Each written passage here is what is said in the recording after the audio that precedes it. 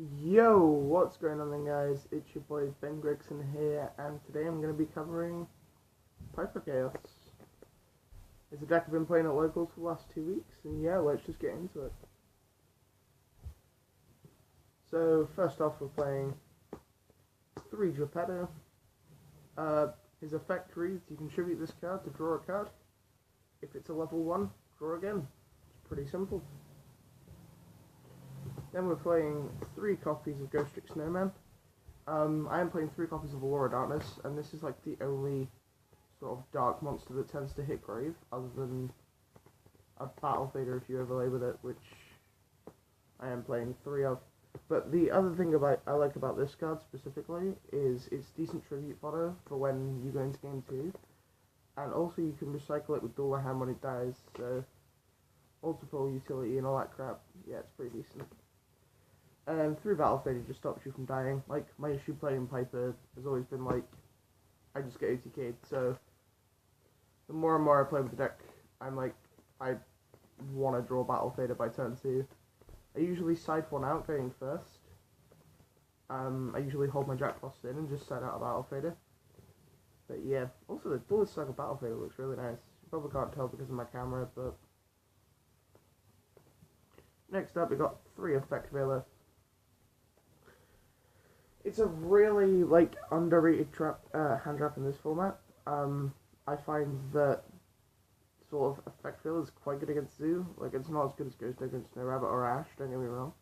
But being able to go Veiler Dragon at the start of the end of main phase 1, or Veiler Zoo at the end of main phase 1 when they try and swing at you, and you just kind of, like, stop them from making a push, and also stopping Broad Ball from searching a whip gel that could possibly kill you, or stopping like Ignis and Masterpiece and all that crap.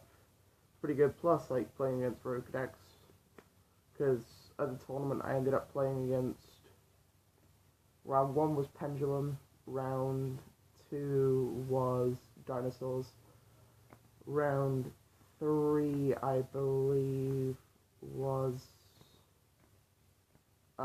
Trickstars, round 4 was Lightsworn, round 5 was Subterra, and round 6 was Tellarknights, and yeah, the Tellarknight player really just couldn't handle the Veiler, neither could the Subterra player, to be honest. Like, Veiler came in really clutch.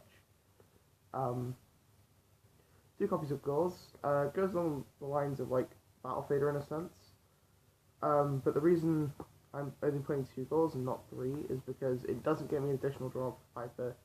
I have to take damage first.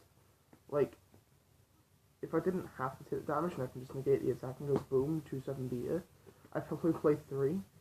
But it isn't a low target, it is level 7, it allows me to go into some of the cards in my extra deck with my level 1 tuners. So yeah, Gauze is a pretty decent card. 2 Chaos Sorcerer. You're playing a Chaos deck. This allows me to go into Arcanite Magician, it allows me to go into Crystal Wing, it allows me to go into a Mega. The free Banish is always nice. And also, you don't really brick with Chaos Sorcerer because of the Aurora Darknesses. Like, you can brick with BLS, then you can't allure it away, whereas with this, you can always allure it away, and if it's engraved, the dark for your Chaos monsters. And the last 2 of is 2 of the Cat. So basically, when he's summoned, he can special summon any level 1 from the graveyard, doesn't negate its effects, so the main play is summon this, summon Piper, get you draw, end phase bounce this, because it is a spirit. It's also a low target, it's also a free rank 1, if you look at it that way, or a free formula synchron. And then for the one-offs, we're playing 1 copy of Glow Bulb, 1 copy of Tree Lawn Frog, 1 Tech Thunder King Ryo, which I really liked, 1 Tech Caius, and 1 Tech Blackluster Soldier. Now, well, the Blackluster Soldier wasn't a tech, it's a standard Chaos card. Glow Bulb isn't that standard in Piper, I just like it as a recurable level 1 tuner. I'm not even playing Foolish Burial, but like ditching it off Twin Twisters, or just setting it and being like, I have a level 1 for next turn. And you'll see with some of my spell cards, like, Glow Bulb's probably one of my better cards in the deck. Enemy controller shenanigans, tribute fodder. Just normal summoning this and going pass, like, really hurts some players. Like, searching is really prevalent. Plus being able to stop like an inherent special summon of like, I don't know, a zoo monster is always good. And then one Caius, because I struggle out in things. Plus there's nothing better than going tribute summon Caius, banish it for game. Like, I did that twice. Onto the spells. Enemy controllers, pretty standard, especially with True Frog. Aurora Darknesses. Obviously we're playing a shit ton of Dark Monsters, so... 2 creature swap, you can give your opponent King Caballo and just bounce it straight to hand. Also, because you're playing like such low attack monsters, just kind of like swapping things. I stole a Masterpiece with this multiple times. I've stole a Trooping the War Calamities. I've stole a big Subterra Behemoth thing yesterday. I've stole all sorts of crap for this. So yeah, creature swap's like a mandatory card. Thinking about bumping into 3, but not too sure. 2 Twin Twizzy. And then for the 1-ice, we're playing 1-for-1, Dark Hole, Red Geki, Instant Fusion, nothing really to explain there. And then the traps, I'm playing 2 copies of Threatening Roar. So my friend Danny actually turned me onto this card. So basically, against the Ultimate Conductor Tyranno thing, there's not really much Piper can do to answer it. So they just go Battle Phase, and you flip this, and they now have to worry about you creature swapping their Ultimate Conductor, like, which is pretty silly. And also a cool thing about what happens to me in tournament, so I was playing against Subterra, and the guy had me on 400 life points, I was on 400 life points in time, he was on 200 life points in time, and I went normal summon Piper, draw, I just revealed Threatening Roar, and just went, go, last turn in time, just flipped it and won. Like, stupidly good card, as far as like a decent Piper trap, because you don't have to worry about your opponent attacking, so you can still resolve your True Frog. And then 1 Torrential Tribute, because it's American and secret, and it's sexy. And then onto the extra deck, 1 Will Smith. 1000 Irish Restrict as our instant fusion target. 1 Silken Princess Sprite for the mill.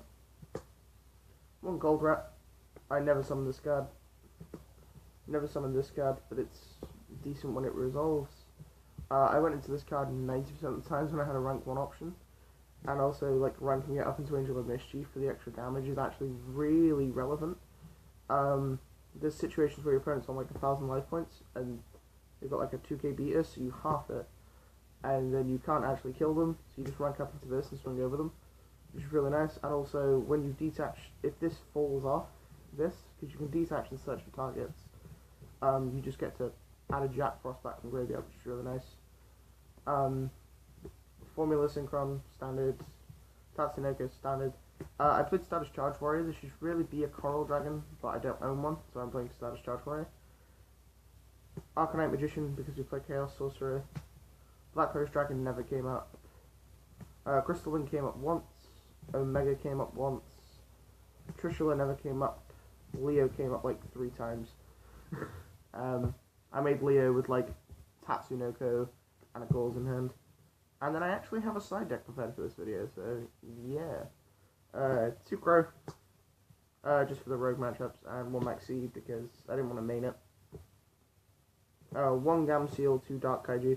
I'm not playing Slumbers because I couldn't find mine, but I'm still playing the 1 Gamseel because I don't want to play 3 of the same Kaiju, so I figured I'll just play a Gamseel because it's small and I can beat over it with BLS, and these 2 are allurable. Plus, like, missing the days of Dark Synchro playing this shit. I might go back to playing Dark Synchro at some point. 2 Clown. So the Clown's sort of part of a tribute summon engine that I play in my side. But basically what he does is he special summons himself, and then during your opponent's end phase, if he doesn't die, which he always does, you can bounce this card and a card your opponent controls. So it's kind of a shitty compulse, but the main reason you play it is because you're playing Majesties, Vanities, Jinzo. So this is sort of the little tribute sentiment engine. I was debating like not playing Jinzo, but then I realized that Paleo is a pretty decent pick for this format. So I was like, I'll still play the Jinzo. And then I was torn between playing double Vanities, double Majesties. And then I was like, oh, fuck it. I got to the event and I was like, I'll just play one of each. You know, they kill the Vanities Fiend and then you just randomly drop Majesty's Fiend on them. I was playing against Trickstars and I went Summon Majesties and he couldn't play for a turn or two, and then he just like top deck Dark Hole and I still killed him. So that was entertaining. I killed him with Thunder King Raya, funnily enough. Vanity's Fiend won me one game, and then also against a Light Sworn player who's a really good friend of mine, he outed this card with good old Honest, but other than that it went really well. I really love these cards on the side. And then the last 4 cards in my side deck, I played 2 Cyber Valley. Now, when I was talking about setting up Battle Faders, I'll usually set in Cyber Valley just because it gives me more board presence than the Battle Fader does. Because, like, I'll end up going first, and I'll just go normal summon Cyber Valley, pass, and it puts pressure on board, because, like, it's essentially a Piper, but your opponent has to battle it. Like, if they pop it, that's fine. They've wasted their resources on popping a Cyber Valley. I'm not going to complain. This card got Dark Hold. And also, going into Game 3s, I was, like, summoning Kinkabayo, bringing back Cyber Valley. If I already had a Kinkabayo in hand, I just banished both for a free 2 draws, which got me to, like, my Tribute Summon engine or whatever. So yeah, like deck themes, you use side deck cards. It's really entertaining to play. And the last card was this terrible piece of shit that I'll never play again. I set it in once against Pendulum, Spanish Scales, and that was it. That's about as efficient as this card was. I would much rather actually play, like, a 3rd Clown and a Majesty's Fiend, because I found that Majesty's Fiend came up more than Vanity's Fiend. Need to get a hold of another Majesty's, like. But yeah, that's kind of what I do with this side to change it. As far as the main deck's concerned, I don't think I'd change anything, to be honest. The only thing I was debating changing was, like,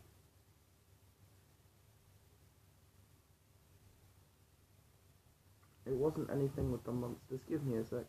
I was debating cutting the Twin Twisters, that's what I was debating. I was debating cutting Twin Twisters, but maybe playing the Cyber Valleys in the main. Or maybe just playing, like, another Tribute Summon. Like Caius. Like, maybe playing a second Caius, or maybe playing a second Thunder King.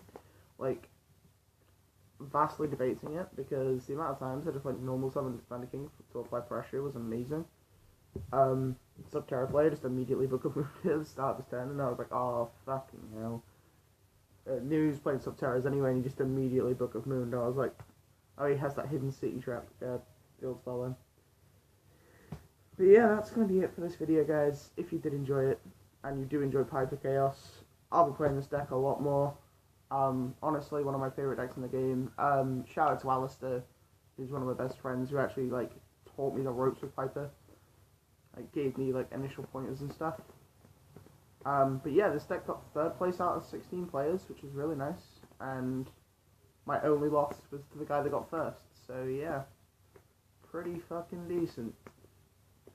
Anyway, guys, that's going to be it. Peace.